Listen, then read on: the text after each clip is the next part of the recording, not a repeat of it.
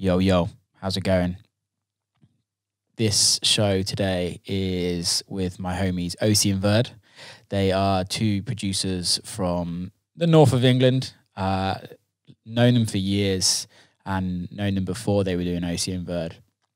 They make super nice melodic-y techno.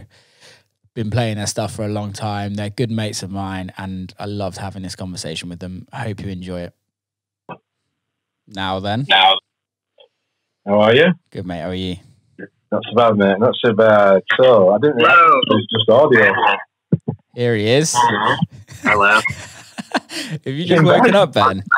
I'm in bed and I'm a little bit hungover. How are you hungover? We're in quarantine. What did you get up to? My girlfriend's working from home every day, so I decided to work from home and I drink my full DJ rider every day. Just to keep in, just to make sure I'm doing some work as well. I respect that. What did you drink? I drank a bottle of Jack Daniels last night. Jesus Christ, man. Yeah, it's pretty bad, that. Pretty bad. How are you alive? Oh, well, what? I'm into boredom drinking now. That's what I've been doing. I watched that film, Get Into the Greek, and it just powered me on to drink more. Did you have a Jeffrey? I had a Jeffrey as well. No, I've been out of Jeffrey's. They won't deliver because it's quarantine. Oh, yeah. Drug dealers. Drug dealers. I feel sorry for drug dealers right now. They've gone out of business. I do. Most of my friends are them. Don't say any names. We're recording. Don't worry. How are you both? Not too bad. I'm all right. Help hold up at home, as everyone is. Frustrated, but yeah, not doing too bad. Could be worse, I suppose. What about you, John? Yeah, I'm all good, mate. I'm just, I'm good. Like Ben said, I've had a couple of, I've fallen off the wagon a couple of times. Had a couple of heavy sessions on a Friday night. Yeah, on my own in the studio, so I thought it was Friday morning. Don't even know how that's possible. I don't expect anything less from you two. I think, obviously, before we all carry on, this is Ben and John from OC and Verde. I'm also enjoying this tash that you're rocking, John. Yes, well, I'm going to have a full shave today and just leave the tash. I thought if it worked for Will to grow the beard, I might just try and grow the tash. I think you should. I am doing. The only person who's not sitting on it is my wife, so I have to move it out of the way to sit. You got to start filming 80s porn as well. Because that is exactly I've been doing that for years anyway, Will. True. We've seen the videos. Yeah, especially my OnlyFans account, which I won't give you the address to, but that's working. See, that's why I've done it. Need to find some income there that we can't play anywhere. Mate, tell me about it. We're all out of jobs. Yeah, it's not good, is it? I don't think anyone's going to be working this year. No, I totally agree. I don't think there's going to be any festivals happening at all. And I think if there is any clubs opening, it's going to be the super small ones. My prediction is that we will we'll open back out of lockdown. So let some businesses go back to work and stuff. But bars, restaurants, nightclubs, they're definitely not going to open them until they've got a vaccine. That's what they're saying in Italy. Yeah. Because apparently only 5% or 3% of England has got the disease. So if the NHS is that overwhelmed with 3% having it, every time they let us back out of lockdown, more people are going to get it, aren't they? So I cannot see us going back to work for a very long time, unfortunately. Yeah, I don't think there's going to be any overseas travel. I was told something the other day that I don't know how true it is, but with regards to Ibiza, and it was saying that May, June, July, August, definitely zero tourism allowed. And then they're thinking September and October potentially, but that's just purely based on what happens over the next few months and taking it from there, really. But I don't see there being an Ibiza season at all, which is obviously shit. Even if they open clubs, they're only going to open ones that probably, when they do open, should I say, they'll only let clubs open that have small capacities, 300-400, maybe 500. And then if you think about that, if the massive name DJs like your Adam Bayers and stuff can't play festivals, they're going to be playing a lot smaller. Hang on, say all of that again. Lost you. Sorry, I was saying when they do open clubs, it's only going to be like small capacity venues, like 300-400 capacity. And then if you think about the huge name DJs like your Adam Bayers, Carl Cox, whoever, the big names, if they have to start playing smaller venues like that, then I think the market's going to become a lot smaller as well. So it's going to be... yeah, I totally agree. I think the only thing is that it will be the case, whereas like you have smaller clubs that obviously, like DJ fees is going to go down a hell of a lot. Like a hell of a lot. And I think locally, I don't think there's going to be any overseas travel all year, but personally. No. If there is, it's going to be October, November, December time. However, I think what it does do is kind of helps the like middle tier DJs like us that can travel like locally and play. Because a lot of the like big time guys that, they can't travel abroad to those smaller venues. So you're going to get a lot of like smaller artists kind of build profiles in more of local communities, which I think is a good thing. And also promoters just aren't going to want to spend the money. That's if those clubs survive, though. That's the thing. I think a lot of places could go out of business if they're not making any money and they can't pay the rents and stuff, and the staff aren't getting paid. Yeah. We could see a lot of venues close down, so then it's going to be really, really bad for the industry. This really bad. Yeah, I guess the one thing is that it's going to be bad for every fucking industry unless you're in the medicine industry. So I think we're all in it together, which is the main thing. As long as everyone's health and fit, like it will eventually come back to good, and I think it will just change a lot of the things in the industry in the grand scheme of things on how shows are booked and how fees are and how deals are with promoters and DJs and how agents are and how managers are and everything like that. Like I know management companies that have, especially in the States, that have had full-blown staff and then have literally have to let everyone go because there's zero income. I think it also kind of brings, I was just talking to Eli Brown actually, it just brings around the question of how do you earn money outside of doing shows? Yeah, well, you definitely can't make it through selling records at the moment, unless you start putting things on Bandcamp and selling them directly. But the thing with Bandcamp and things like that, they're still taking 20% of what you're doing. Although it's great and they do amazing things, it's still like you still have a middleman. I think it's about trying to take out that middleman. But I don't know. Who knows? In a few months, the other thing that I was thinking about and chatting to a few people about is then you get your people doing your online lessons or making sample packs and stuff like that. But the problem with that is that you lose a bit of credibility. Yeah.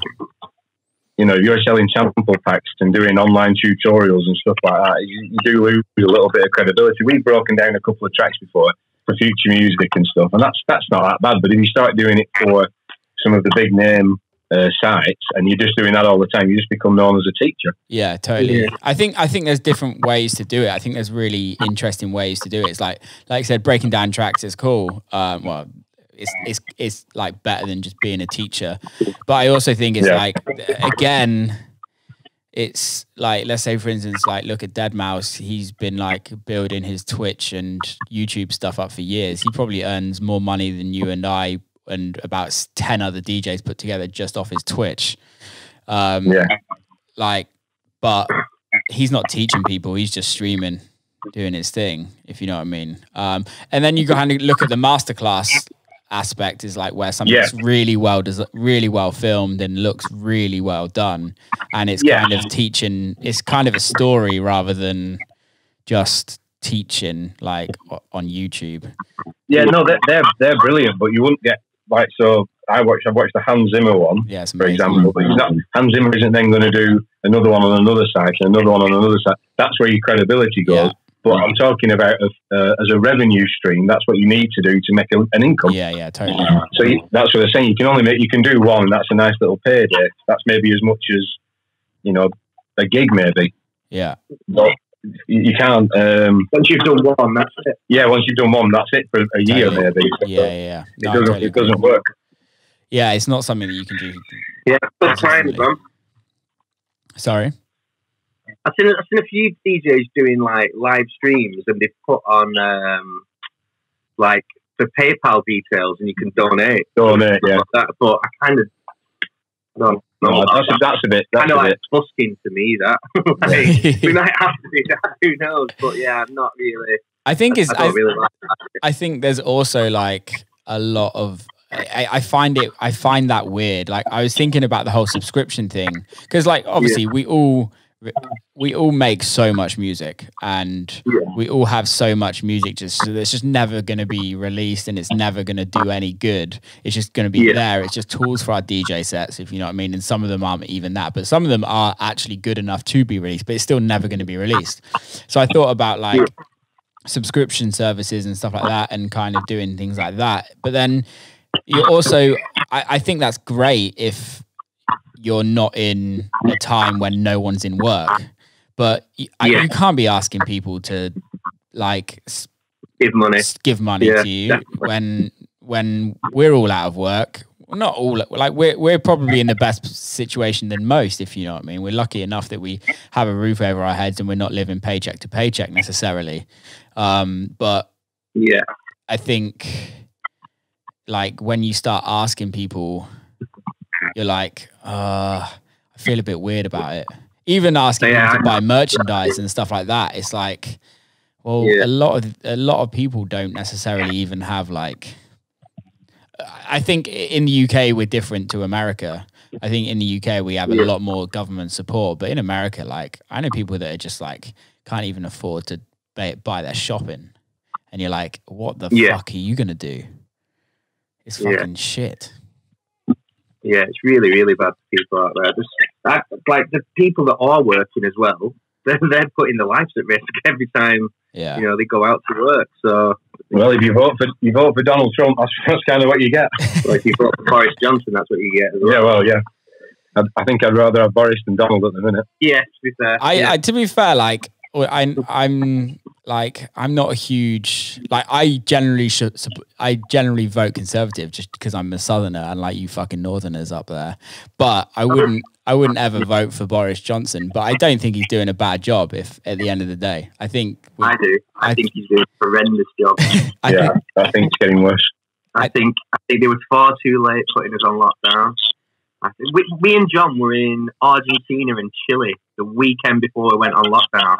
And we flew from Manchester to Madrid, and there was no one doing any checks at Manchester. There was no one doing any checks at Madrid, and then we went to Heathrow, and there was no one doing any checks at Heathrow. Then we flew to Argentina and Chile, and when we landed in Argentina and Chile, everyone was in full masks. Everyone was wearing like PPE gear, passport control. And then they were checking our temperatures and asking very detailed questions of where we were going, where we were staying, who we were meeting, so that if we did bring anything into the country, they could track us down. Yeah. They were sending people back who had high temperatures. And I thought, if they're doing that in Argentina and Chile, like we were still treating it as a joke back home at the time. And then when we did the gigs, we flew back into Madrid, Heathrow, and they still weren't doing any checks. So if you look at Madrid, that's one of the worst hit cities in the world. They weren't doing any checks. And when we were in London, one of the worst hit cities, they weren't doing any checks there. You just think our government's had it so wrong. Like, the London one, because we left Chile and they were like Ben said, they were testing our temperatures on our head. And then we arrived in London Heathrow, and there was just nothing. The only thing that happened was a guy shouted at us for not having our liquids out of our bag. Yeah. But, you know, like that's all they were bothered about. Yeah. And me and him, I turned around to Nick and Ben, and I was like, welcome back to fucking Britain. Yeah. that is all they care about, is the liquids. We're arriving. We weren't even leaving. Yeah, we were coming in from foreign countries, and there's a virus spreading around, and they didn't check anything on us. No one was wearing masks, nothing. So the government was so bad on this, so slow, really, really slow.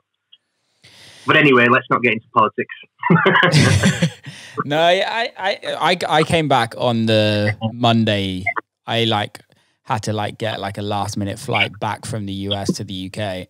And yeah, like nothing was being done when we got here at all. We still weren't even on lockdown when I first got back.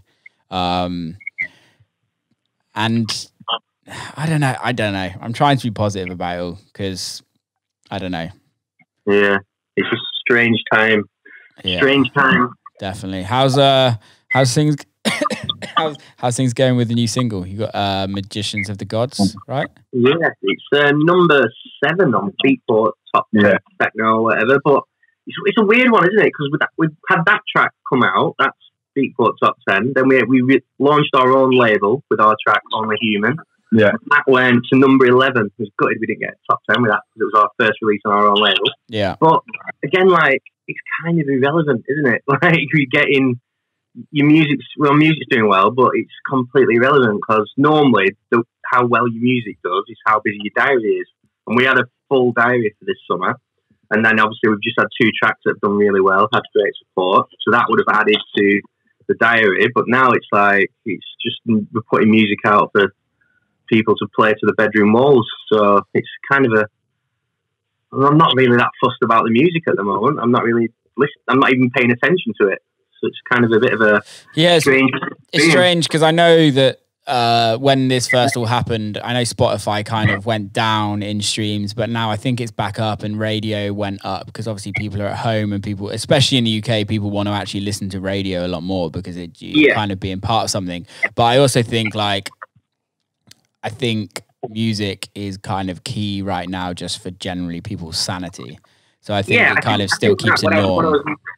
What I was meaning was I'm not bothered about chart positions at the moment. Like that's what kind of irrelevant. I think we'll still put out music, and we're working on trying to do a live stream. But I find him a little bit cringy.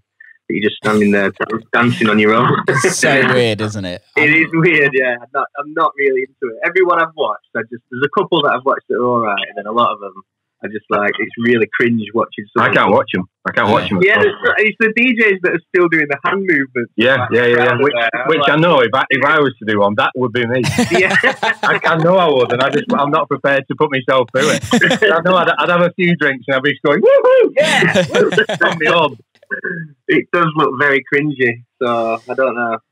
We will do one, but I might have to just film the decks and not me doing stupid dance moves in the background. Yes, I'm not too sure how I feel about them. Obviously, people are really enjoying them, but yeah, I've been asked to do a load, and as I'm sure you guys have. But first of all, I don't have any decks anymore, so it's kind of no. Like Pioneer sent me some, and then they were like, "You can have them for a couple of weeks," and then in that couple of weeks, I didn't do any because I was just like, I don't know. I still don't know how I feel about it. But yeah, so it's an easy excuse for me not to do any. Really, we're going to do some. We've got all this everything set up in the studio, but obviously me and John are we can't do it together. So we might have to let John clean the studio down so he's not spreading the disease, and I'll go in one day. Well, it's the machine that I need to pour all the beer out of from last weekend. I spilled beer all over my machine. Yeah. So what's your new label called? Ampersand. And where did all of this come from? Because I know we've been talking for years about you guys starting a label. And now what kind of made it happen? Well, the main thing was we was getting tracks played by all the big names, but they weren't signing the music. They're saying, yeah, we love playing them, but they don't really fit on our label. Yeah. Because I think we're kind of in between two sounds. We do a bit of the peak time driving techno stuff, and then we do some like deeper, more melodic sort of stuff. And we're like kind of in that middle lane between those two sounds.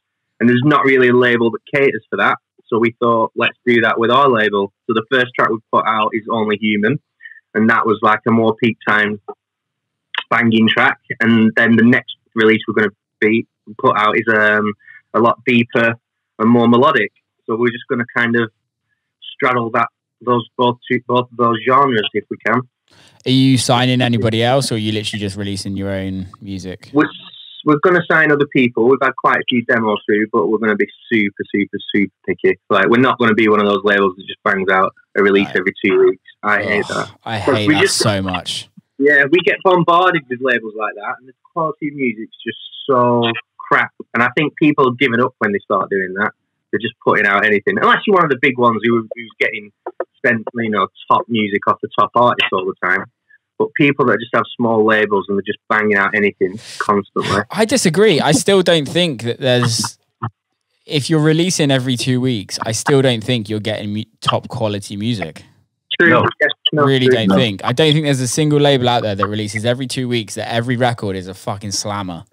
And I think I understand why labels do that, because it's pure catalog content, and the more music that's going out there, the more money they can actually make on the streaming and the sales and everything like that. So I get that, and about building a brand, but I don't think it necessarily builds a brand that is actually, I don't like using that word brand as well, but it's about building profile. I don't think these labels that do that build good profile. I think it's just cheesy. It's kind of cheesy.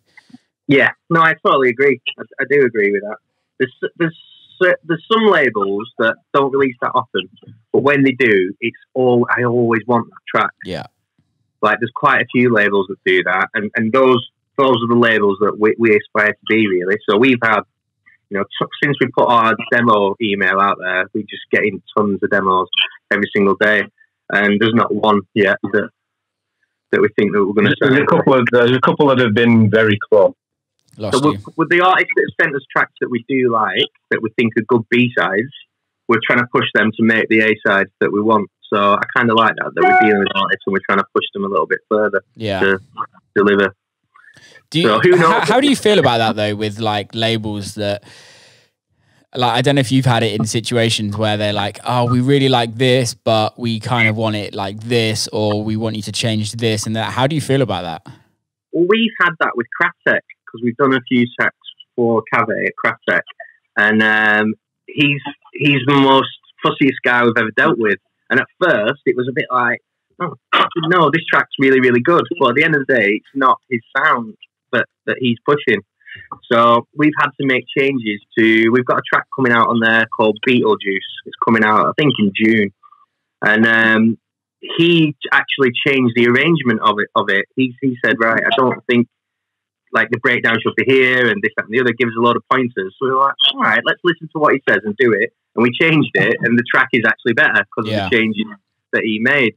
But then there was another track we did called Mondoshawan that we put out on Spectre's label eventually. And he asked us to take the vocal out and do a few changes. And we just went, no, we like this how it is. So we're not going to put that out on Clarke, we put it somewhere else. But then we were making another tune for another label, which sounds nothing like Clarke.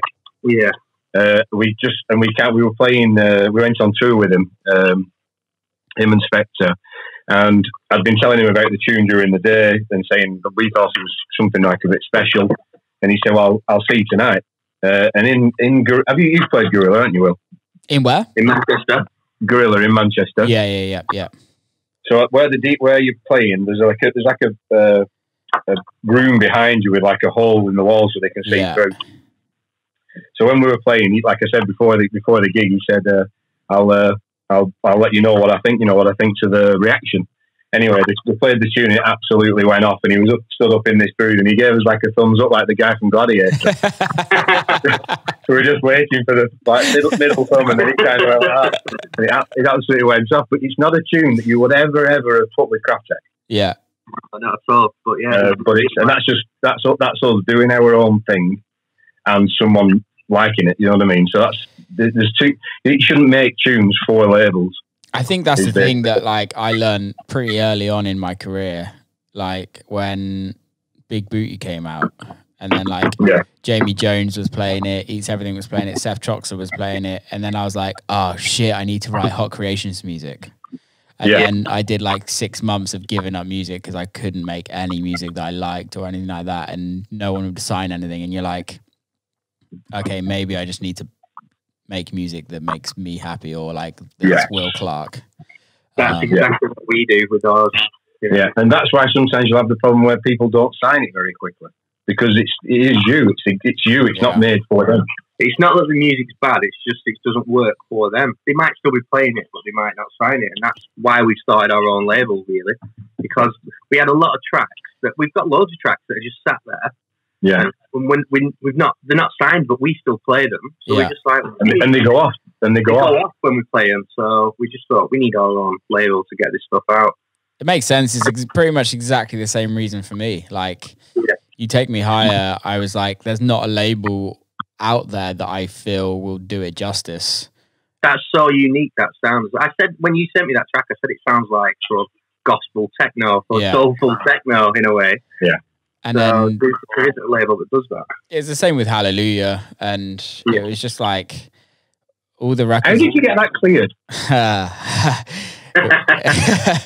Should I know about that? We can go into depth, but whoever listens to this podcast is going to... Okay, right, let's fuck it. Let's do it. So... I thought you did. Yeah, we cleared it. We didn't clear it. We re-sung it. So the way it came out is I did the record nearly 2 years ago, or definitely over a year ago. I wrote it, sent it to the label that has the original vocal, and they said it's great, but we're not going to do anything with it. Right. I was like, okay, that's fine. Didn't think anything of it. And then I sent it to a few mates, and it was literally played all summer, like in every club. Sent it back to them. We're like, look, this is doing well. Do you want to sign it? And they were like, no. Yeah. And then we tried to license it to another record label. And the deal that the original label came out was like, you can have it, but you're not taking any of the income from any of the streams or anything like that. Right, okay. We were like, well, it's probably not worth us doing it then, because although it's profile, but it's going to do pretty well on streams and it's going to do pretty well on radio, et cetera, et cetera. Yeah. So we then were like, the only way for us to get this out is to re-sing it. So we re-sang it. We got the okay with the publishers. And then once we'd re-sung it, the original label came back to us and were like, oh, we want to put it out. And we were like, give us an offer. And they were like, well, we'll put it out as a remix and you won't get a remix fee. And that's it. And I was like, no deal. I was like, no deal. No comprehende. And then they came back again and gave another deal. And realistically, it was just to the point where it was just kind of embarrassing. And as much as I respect the original record label and absolutely love what they've done in the past and everything like that, I'm still all down for respecting artists and giving artists a platform. And realistically, they were not going along with their morals that they promote every day.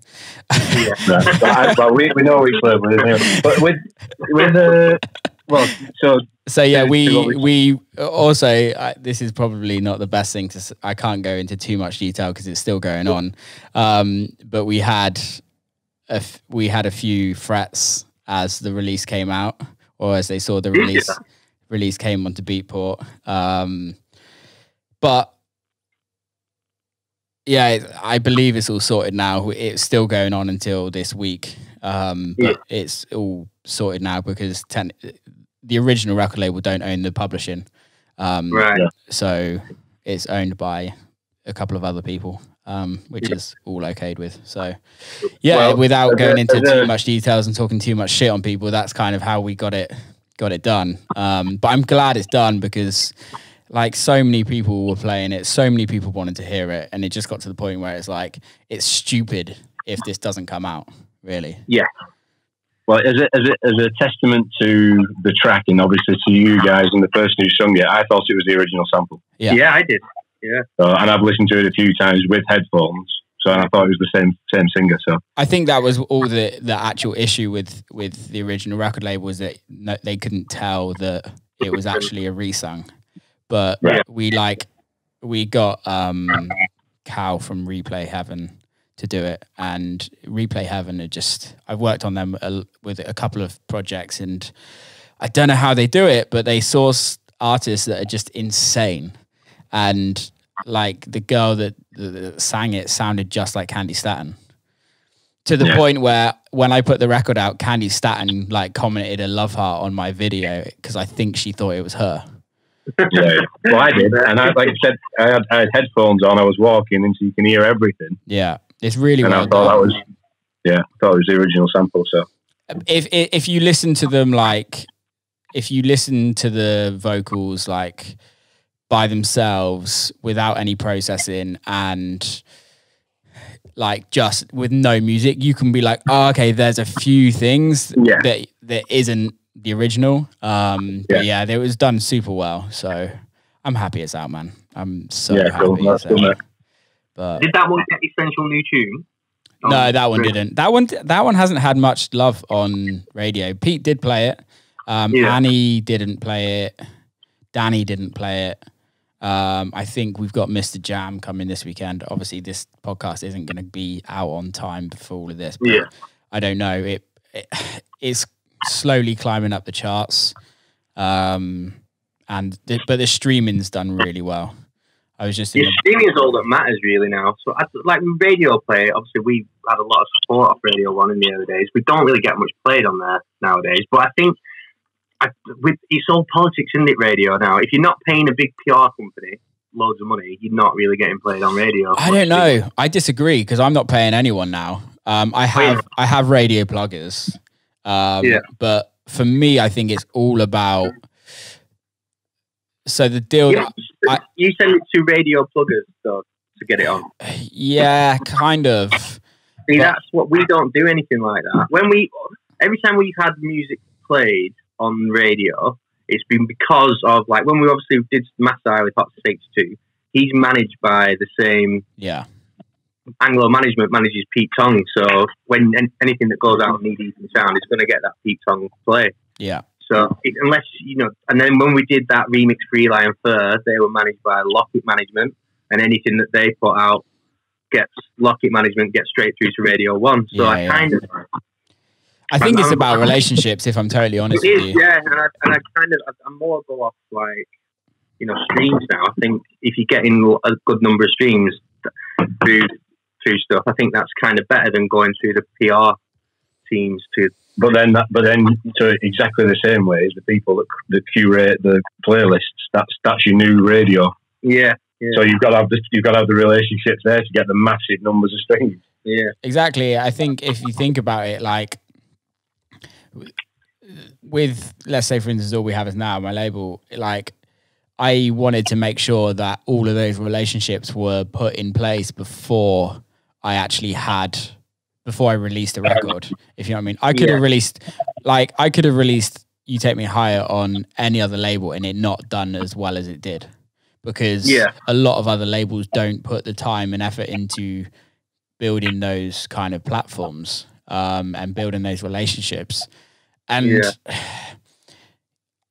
it is a sad thing about the industry that you're kind of have to like. Well, that's my point really, because like I Radio 1, I'm such a huge fan of, and Pete Tong's show especially. I listen to it most weekends, or I listen to it back on iPlayer and stuff. But I do like from obviously knowing the industry more, getting to know it more and more. It's the more you pay a PR company, the more plays you get, and I'm really not into this paying to get plays all the time. I judge tracks off the big name DJs that are playing them, and you see the videos of like those guys playing them. Yeah. And I'd be like, right, well, that's because your music's doing well. But then when you look at like how some radios and stuff's done, you know the PR company behind each record, and I think that's just it's getting just too much where too much money's involved. I think to get your plays. I don't disagree with you at all. I think I also think there's kind of playing devil's advocate sometimes is the game you have to play. If you want to kind of step forward, it's not like let's just use like Camel Fat Cola for example. Okay, if that was just put out on like a small record label, it wasn't put out on Defected, where Defected have the radio pluggers, they have the the contacts, they have the like ability to push to make a good record, the biggest to record. break a big record. Yeah. Like, whereas, I don't know, like, let's say, for instance, Camel Fat put it out on, I don't know, Solar or something like that, which is no disrespect to Solar or like a smaller record label, but would they have that? Would it have ever been that big? And would it have ever changed their career, changed their life? Like, even like Masai for you guys, like if that got put on a smaller record label. If that hadn't come out on Knee Deep in Sound, it wouldn't have done. It's still a great record. I think it's one of our favourites. But yeah, I think now looking back at it, a lot of the success of that record was down to it being on Hopson's HT label. Totally. And the management team that was behind that, like our management team, as you well know at the time, was the worst manager in history. Fuck that guy. You know what I mean? He was absolutely terrible. But when we've had other tracks that we think are bigger than what Masai was, they haven't had that team of management behind it driving it. And that's where I kind of, from me as a music fan, I try to avoid all the stuff that's being plugged by the PR companies. And I think for the music we're making as well now, which is a lot more underground and techno, and, you know, it's a more, what's the word for it? It's not as commercial. Now you're just uber cool. That's what it is, guys. Cool. You've been trying all your lives to be uber cool, and you finally got there. We finally cracked. We finally got there, and then the world got cancelled, and that's it. Yeah, actually, too. We finally just like this summer. Honestly, our diary and some of the festivals we were playing, we had some major gigs we were looking forward to. And then the world literally got cancelled. Well, there was 2 gigs in the summer, and it would have sounded big headed if I'd have said it if it wasn't happening. Like, we were going to have to get a private jet to the next gig. Jesus Christ, that's cancelled now. That is an ultimate dangling of a carrot. Well, lads, we had a private jet lined up, but not anymore. To be fair, it's kind of the opposite for me, because I'm still not really getting booked in Europe. We were getting a few more bookings come in and things like that, but I'm like still barely nothing. So it's kind of worked out fine for me, where I can just like put the music out and just see where it goes. But yeah, so you mainly just American stuff. Yeah. That's so strange, isn't it? Really. Like, I think I'm pretty sure you're well known around here in the old up north and stuff. When I mention your name, people know your tracks. I think the thing is that it's like I've now got a good agent in Europe who believes in the project.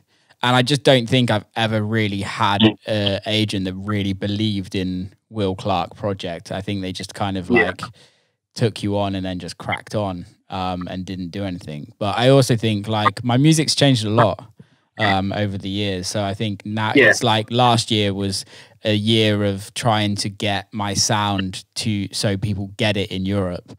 And like releasing on True Soul, releasing on Drum Code, doing We Are the Brave, doing Needed Pains and things like that. And I think that, like, it's weird because my music's been played for like a long time by a lot of big guys.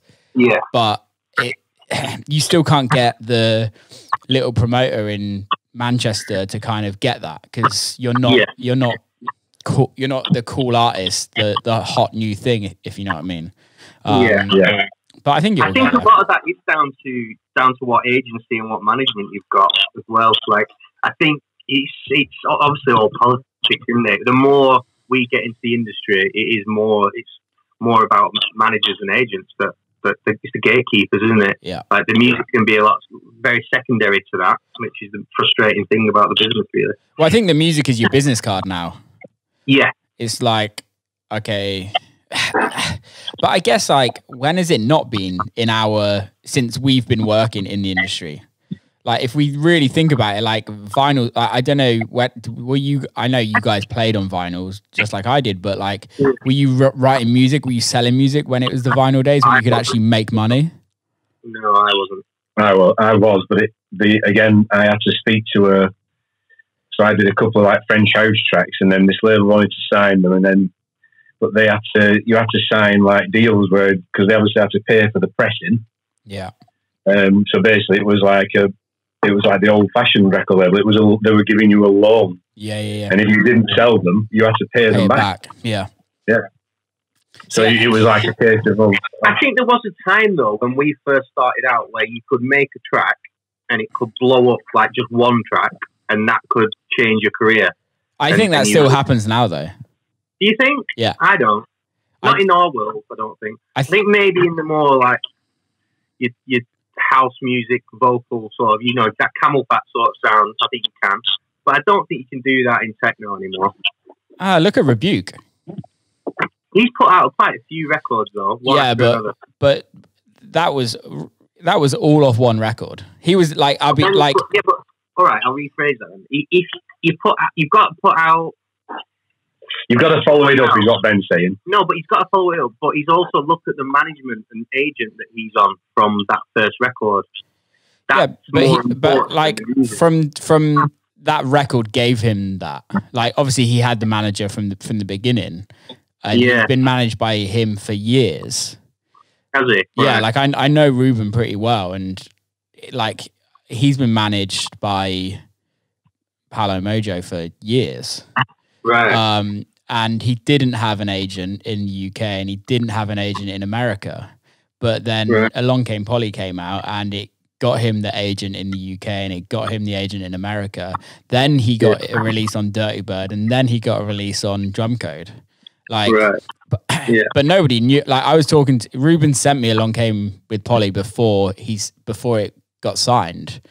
Yeah, and he was like, I'm trying to do this sound where like it's a little bit old school, but it's still a little bit fresh and a little bit new. Yeah, but I hear what you're saying. It's not like we're not getting like higher state of consciousness, if you know what I mean. Like level of stardom where you release one record and you don't ever have to release ever again if you don't want to. But I guess, is that just purely because the day and age on how everyone listens to music? Because back then it was like you'd listen to it, go and buy somebody's album and listen to that in your car for like 3 months. Whereas now you can't even listen to a fucking album without somebody skipping over the next record. Yeah. Well, there's that, but I think music's secondary to social media as well, really, in a lot of people's cases. Like, I think your Instagram can be more important than the music you're putting out for a lot of people.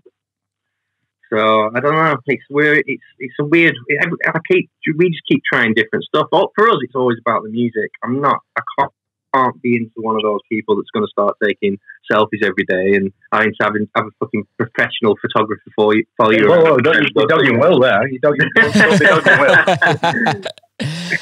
I enjoy social media, so I like doing it.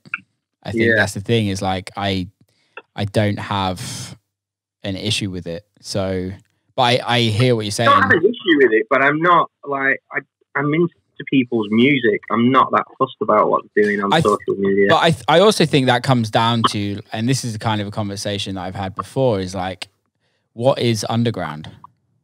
There's no such thing as underground anymore. No. I think there is, but I think underground is... John's just put on a pair of cool glasses. They're actually like old school Miami. They are. Yeah, I like them. Old school. Yeah. Like, is there actually, like, yes, there is an underground. Of course there is. If you think about someone like Helena Huff, she doesn't have any social media, does she? And she's one of the biggest DJs in the world. And I think... Is that underground, though? Yeah, I think she's super underground. Is it underground? But is it... Because for me, underground is somebody that plays to 50 people in a basement, that only releases their own music on Bandcamp and doesn't have anything to do with anyone else. Like playing music to hundreds of thousands of people in a warehouse, or tens of thousands of people in a warehouse. Is that underground? I think it can be. I think, for certain artists it is. I think, it's the ones, for me, anything, people that don't just hammer social media constantly are probably your more underground DJs. But is there an underground when you've got the internet and social media as it is? I don't know. I'm not too sure. I'm not thought about it, you know. It's weird because like a guy that one of my mates, he rents a room off me in Detroit, and I would class him as underground. He he plays like Trezor and places like that. He's like super like techno, only plays live. It's like releasing on Maud, and like, but again, there's people in his industry that like. I'm just trying to use examples. What's his name? Rodhag. Like, Rodhag is like his probably the biggest person in his kind of. I'm butchering this because I'm not in this scene at all. But like, would you class as those artists as underground? I wouldn't, because he's fucking earning millions of dollars. Like, if you're earning millions of dollars, that's not underground, is it? I suppose not. I think you still got they've come from the underground though, in a sense. I don't know. You're not going in about underground, but I'm more about what. I'm just not into the cheesy, constant, just photo shoots, just endless photo shoots. Like every time you go to the shops, you've got to have a professional photographer with you taking a snap of it. Yeah, definitely when you go to a record shop. Yeah, it's like people in vinyl shops getting the picture taken all the time. Yeah, but I think that happens in the underground with the underground people. No, I know, but that's what I'm saying. I'm not into that stuff. Like, I like people that more have a laugh on social media than the ones that are trying to be models. Do you follow Fiac? Who? Fiac. Yeah, brilliant. They're the best ones because they just post about weed and stuff like that all the time. They're hilarious, aren't they? Absolutely hilarious. And that's actually, like, I found them through social media. Like, that's how I heard about their music, and then I really like the music as well. But that's the sort of thing I'm into, whereas the people that are just these constant photo shoots, and I don't know, like, it's just that the business seems to be getting hijacked by Instagram models, and that's becoming more important than the music. And I think, I don't think that should happen really. No, I feel you on that. I think music is it's weird. I've always said this, that like you wouldn't go into an art gallery and just take the painting off the wall and just hang it up on your wall. Like, you have to pay for it. Yeah. And like, you don't get that with music. Like, it just feels like everyone expects it for free. Yeah. And everyone expects that, like, it's just so throwaway. Yeah. That's me and John have that sort of discussion, because we're always like thinking we should put out more music. Then we want our tracks to have time to breathe.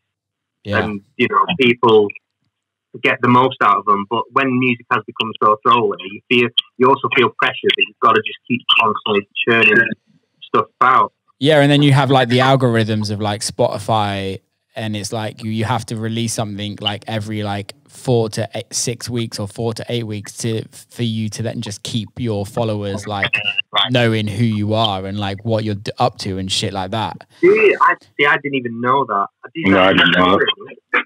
Yeah, there's like algorithms and stuff that keeps, like, if people keep coming to your page, you're more likely to be on like your followers release radars and things like that. And like, if, let's say for instance, you're put on like a playlist, unless you're front cover, you're on, it depends on the certain playlist, but like on personalized playlists, it depends on how, like, let's say for instance, I was like with Housework, if your tracks are put on there, it depends where you actually are on everybody's Spotify list on the actual charting. So on yours, if you listen to me like all the time, I'm going to be higher in the playlist, which means that you're going to get more streams. But it's so weird how it all works, and then you're like, I don't know, it's tough. I haven't got a clue with Spotify. Like, I don't even have the app. I don't use it. I still buy music. Everything I get, I buy. But I'm old school, right? Because I've never bothered with Spotify, because I've never got into it. I listen to SoundCloud mixes and stuff more than I listen to Spotify. I hate SoundCloud. Yeah, I hate SoundCloud. At least with Spotify and Apple, artists are getting paid. Yeah. I mean, just been listening to mixes. That's my go-to place to listen to mixes, or Mixcloud really. But on Spotify, it's more. I'm not into playlists. I'd rather listen to a DJ's mix than a DJ's playlist. I want to listen to how they put the tracks together. I listen to neither. I fucking hate listening to any of it. Do you? Yeah, I never listen to mixes. Mixes literally like bore the living hell out of me. And when somebody asks me to do a mix, like if my manager asks me to do a mix, I literally will put up all lines of resistance to do a mix because for me, like a DJ mix is all about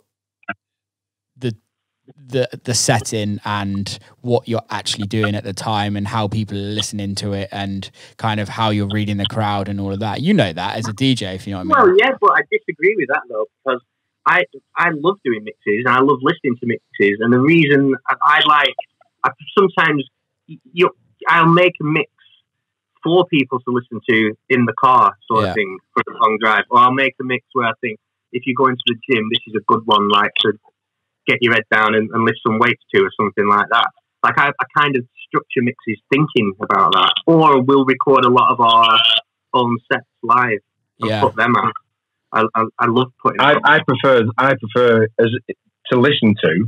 I don't really listen to mixes. I'd rather listen to a playlist and discover new music I've never found before. Yeah, but it's listening to out of our mixes, the ones that I've listened to most were one of the first ones we ever did, and the live one from Berlin, because you could hear and feel how they were feeling it. Yeah. This is because I get to you guys are more producers, and I'm a DJ. I would say more like you guys are miles more into production than I am. Yeah. I'm miles more into DJing than you guys are, I'd say. So mixes are my thing. Like I don't care about one Carl Cox record that he's ever made, but I love how he puts tracks together and the way he tells that story. Yeah, and that's what I'm into in DJs. I'm interested in how they put tracks together and how they create a mix. I'm not fussed about the records they put out. All my favourite DJs, I'm like Eric Murillo, Ricardo Villalobos, John Digweed, Sasha. Like I'm not into their tracks that much really. I'm into how they DJ.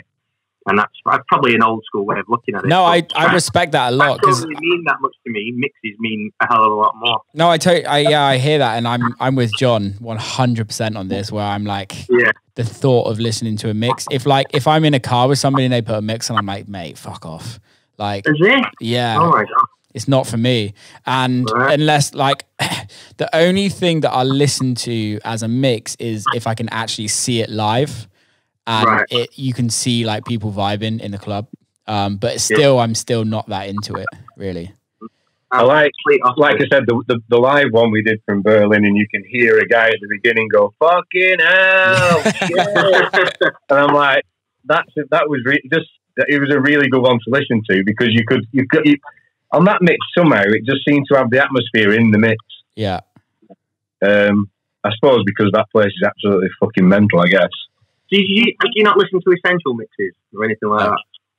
Oh my god, I love Essential mixes. I'll flick through. That's when you get the Essential mix. That's the DJ going, right, I've got to put 2 hours of my best skills together. Yeah. See, if I get asked to do an Essential mix and I'm thinking about it already, like, and I've thought about it over the years, and my Essential mix will purely be like, how do I make every single record super special so that every single moment is special in that? Not how am I going to mix these records together, but how am I going to make enough records for a 2 hour mix that I can be like, that is a pure artistry of music rather than that is the best DJ set. I'd have that thought, but I'd also be like, I'd be trying to find tunes that no one else is playing, and I'd be trying to put them together in a different way that no one else has done.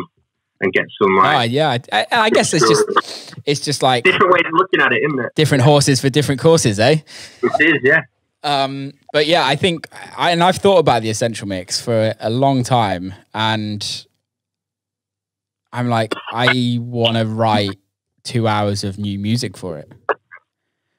Right, so you do it as just purely Will Clarke. Yeah, or like Will Clarke edits.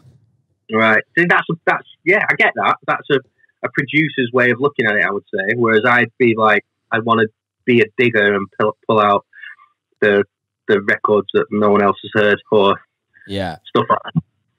That's the way I'd look at it. When you hit up all your mates for all the unreleased stuff that's never ever going to come out. Well, yeah, I'd like to go into back catalogues of labels that I really like and stuff. And yeah, I'm into finding music more than I'm into producing it. Like John's more production focused, whereas I'm more like other people's records focused, if you will, for our sets, should I say. Well, clearly, John's right now in the studio and you're sat in bed drinking a I'm beer. in bed. Classic. So obviously, like for the rest of the year, we don't know what the fuck's going on. What have you got coming out, release wise? Go on, John. Over to you.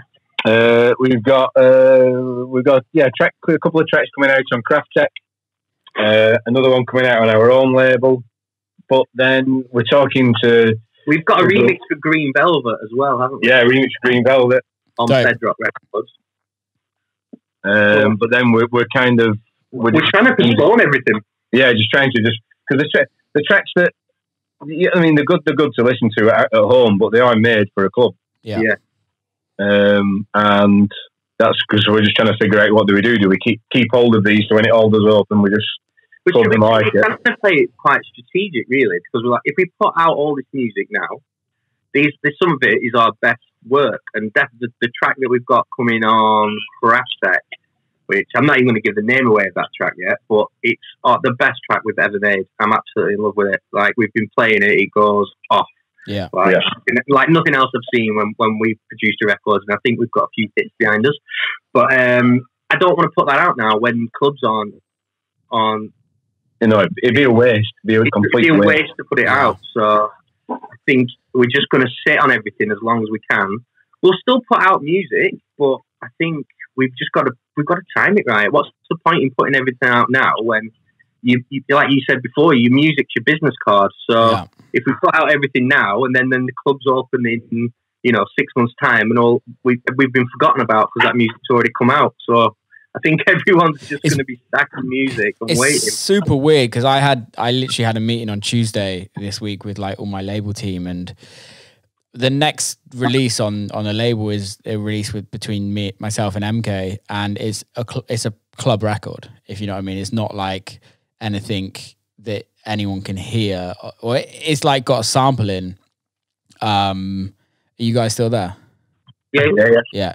It's like a sample rather than like a song, and no one has really been playing it. No one's got a copy, and we're supposed to be releasing it on June the 5th, and it's like I was like, guys, this is a club record. We have to do like at least 3-4 months of promo so people have it and people talk about it before we can actually then release it. Because I don't know about you guys, but for me, the records that have done the best for me is like records that have had a really long time to like be promoted, and people are playing it for months and months, and everyone's shazamming it and everyone's trying to work out what it is, and then people find out it's you, and then the hype starts building, and they're like, oh, I've been looking for this track for ages, and then it comes out. Whereas like I think now, because we're not having the clubs, we're not getting those people getting excited about records, and everything's changed the way you do it. So what we're doing is like, okay, we're like, let's move the release date to September. Let's spend the next 4 months promoting it to like all the right DJs that are doing the live streams, that are kind of doing radio mixes, and let's like really build it out into something special. So then people talk about it more and more and trying to find it, and then we release it. I think that's a good plan, really, and that's kind of what we're thinking. But I haven't thought sending people tracks for live streams. Like, I don't even know how I feel about that yet. I kind of want to hold off until there's some element of touring back. I think it doesn't necessarily matter about having the music out there as release. Like I've got remixes coming out which will kind of fill in the gaps of releases of where release dates. So I've got like other remixes coming out that it is what it is. They're just going to fill in my release date gaps. And those remix, they can't change because it's like major label stuff. So it's like they're never going to change. But then I think, like you said, we kind of rely on getting gigs off the tracks if they do well. But if everyone that's doing live streams or doing radio shows and things like that are playing these records, like let's say for instance, like Drum Code Radio now isn't a live set. It's now them getting guest DJs to do mixes. Yeah. And if these DJs are getting all the new records from you guys, then people are going to be hearing it. Yeah. And it's weird. It's really weird because again, you could go on that basis like, well, there's no clubs open. We're not going to release anything for the next 6 months, but then everyone forgets about you. Yeah, that's another way of looking at it. That is another way of looking at it. I don't know. I genuinely don't know what to do. Like, I think if we put tracks out like you say to do that for people to play mixes, I think, people will, you've got one way of looking at it, people will want those tracks and they could have a slow build. Or if everyone's just flooding the market with loads of tracks because producers are just going to be producing, are those tracks that should have been special going to get forgot about? I think we live in this day and age, we all know this, like look at your promo emails, we're flooded with tracks anyway. The only tracks, like I don't listen to a single, I don't go through my promos. I get my tracks from like digging or actually like my mates, if you know what I mean. Right. So if like you got a relationship with a lot of these bigger guys, which you do, like they're going to listen to your records because they like them. Well, yeah, we get that. I'm just like, it's when you're promoting a record, like you need the blogs, don't you? Of people playing those tracks in videos, like your Mr. After Parties or Techno Bibles or whatever they call these blogs and stuff. They're very important, and they use videos of other DJs or yourself playing the track to create hype for them. So, it's just going to be a load of videos of DJs streaming now. Exactly, and that's exactly what that's going to be. Yeah, but it's still, I've seen a few blogs already doing that. Yeah, and I'm looking at it, and I'm like, well, I can't get a feel for that record because there's no reaction to it. So that goes back to my thing about not listening to mixes. Yeah. But I hear what you're saying. I think it's, for me, I've decided like I'm not going to not release things, but I'm just going to give a longer release period. And just hope that, like for me, like for Hallelujah, it's been played for the last year, so we've got plenty of people playing it and plenty of people that's still playing it. And I had another meeting with my label, when I had a meeting on Tuesday with my label guys, they were like, we think that like You Take Me Higher might get another like wind when the clubs get open, because it wasn't open for that long, and like the more like resident type of DJs didn't know about it, if you know what I mean. They didn't get a copy of it beforehand, and now they will have a copy of it, so when the clubs get open then they're going to start playing it. And I think if you make good records, which you guys make fucking amazing records, thank you very much, like your good music will always be there. Like Masai will always be there, right? Like it's never going away. No, that is a good point. But it's, I don't know. I can't. The thing is, for us as well, the studio computer broke like the week before lockdown. We've not produced anything. You got fucked royally. So, like, John's trying to get a new computer. I've got it. I'm just setting it up. So he's got to reset everything up at the moment before we can even start making stuff. So here's a bit of advice for people. If I didn't have a backup, this would be a fucking nightmare. But back your computers up every fucking week, kids. Yeah. What actually happened? It's been going anyway for ages and ages, and it's had some kind of virus on it, which is ironic. But it's had a virus on it, and too much porn. It kept directing me to strange sites. Let me just say. They're not strange if you enjoy them, John. Come on, we all know that. I'm not saying I didn't enjoy them. Well, that's probably how I got more virus. So eventually, eventually it's just given up. But I did have a backup, so I've got a computer, and I'm just basically having to license everything and install plugins and get back to where I was. But I've got a copy of everything, all our sounds, all our stuff that we've saved over the years. So. Do you guys use Splice? Use Splice. I've just opened it just now. It's really good. Yeah, I've just opened it because I've got like 4 terabytes worth of samples on these hard drives. But now I think I've got that much over the past 15 years. Yeah. 20 years. It's just like you just can't find anything. Whereas Splice, you go on, type in what you want, there it is. It's so good, and it's all like, it's one thing that I've always wanted to do. Like, if I ever became majorly rich, to like pay somebody to just like organize all of your samples. Yeah, it would be so nice to just be able to like type in female vocal D minor, and then but Splice allows you to do that, and it's great. I have a slight confession because I'm quite anal. My samples are a bit like that anyway.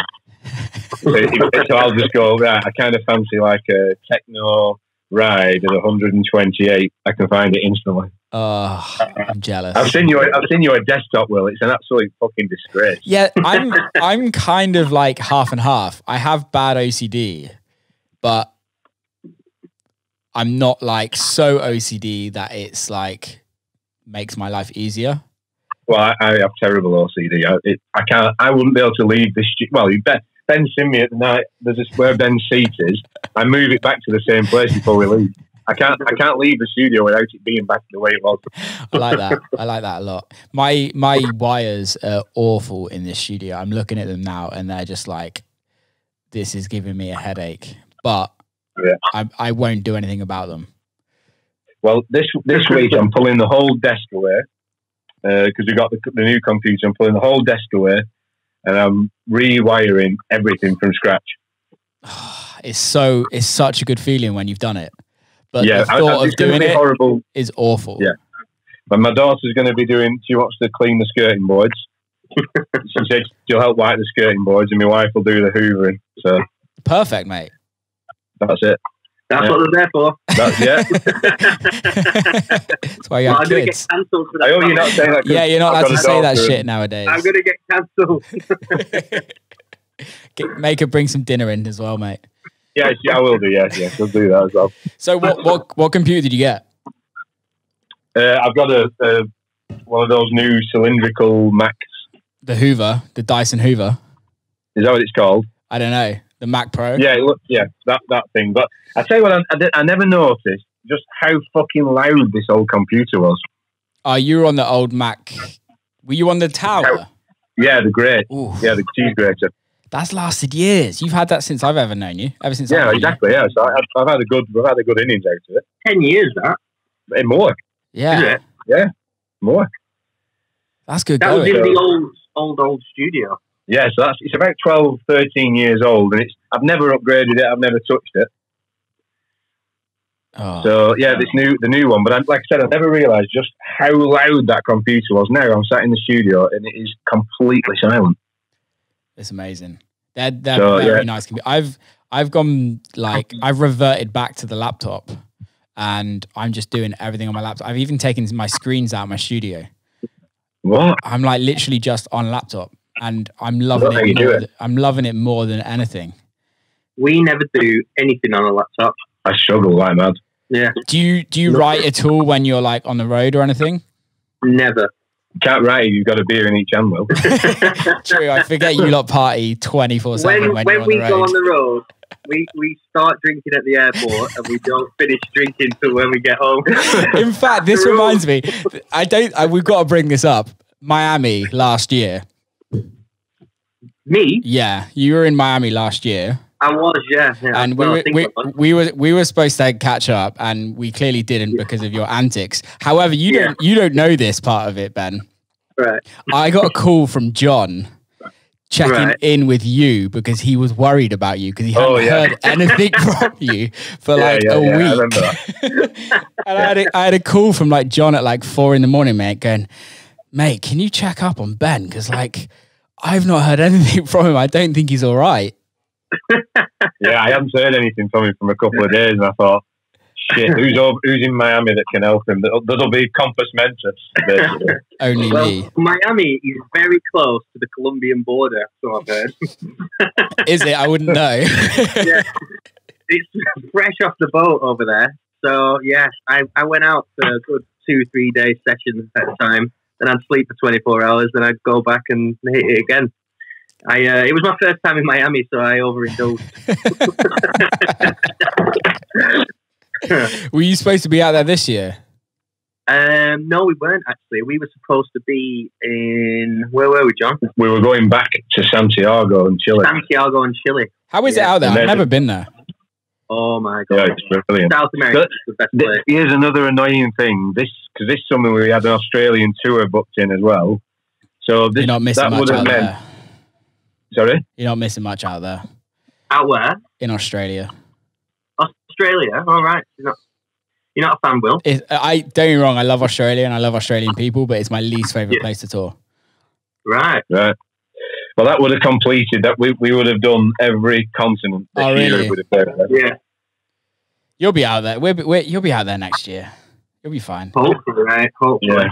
Hopefully. We have so many good gigs this summer lined up. Like we have wicked festivals to play. We were playing. What's that festival we were doing with Pleasurecraft and Matador? Mystic Garden Festival, which looked absolutely unbelievable. And we were doing in I can't remember the names of them. No, that's when we were getting the private jet then to Barcelona. Yeah, so we were going to get a jet to Barcelona. I'm gutted we're not going for it yet. We would have took a selfie. Yeah, you would have taken a selfie and you would have put it on social media. You would put it on your Instagram. You would have been one of those fucking DJ cunts that literally spends all summer taking pictures of private jets. What my plan was to take loads of different outfits of clothing and just get my pictures taken loads of different times outside the jet. And then you can put a new one out every week. Yeah. I just stand next to a jet in a different pair of You just got a plain sign writer with him, changing the sign writing on the plane every time. That is the one thing I'm happy about this summer not happening, is that waking up every morning and seeing DJs with their private jet photos is something that I am not into. No. Not into I definitely would have done it. Of course you would have. I think even like I saw like Maceo like put a thing out on Twitter, like how he's flown on so many private jets over the years and never posted a photo. And then like a month later I saw that he posted a photo and I'm like, dude, you've just like fucked yourself ruined now. It. Yeah, ruined it for everyone. But yeah, so up north, how's the world's famous Clit Hero? Clit Hero is, I've actually moved out of Clitheroe now. Me and my girlfriend bought a house in November.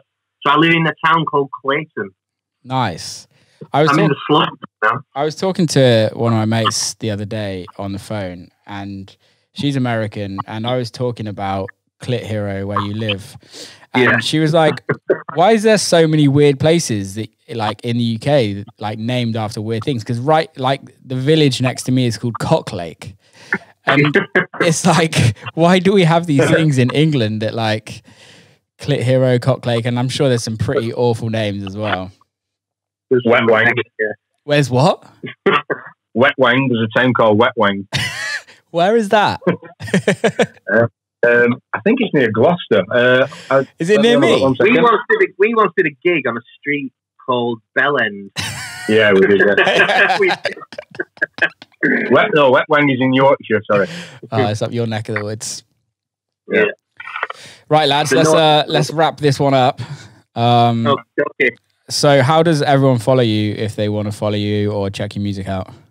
Just buy all of our tracks on Beatport. And we'll occasionally post pictures of us drunk on Instagram at OC and Verde. OC and Verde. How do you spell Verde and OC? OC is spelled OC. And is spelled AND. And Verde is spelled VERDE. There we go. Nice one, lads. Keep safe. Nice one, mate. I'll speak to you soon. Catch up soon. Take care, lads. Bye. Cheers, Bye. So that was a wrap. Big love to everybody that's listened. I hope you enjoyed it. If you did, please share it with all your mates. Give us a little review in the review bar. Tell us what you think. Thank you very much. See you next time.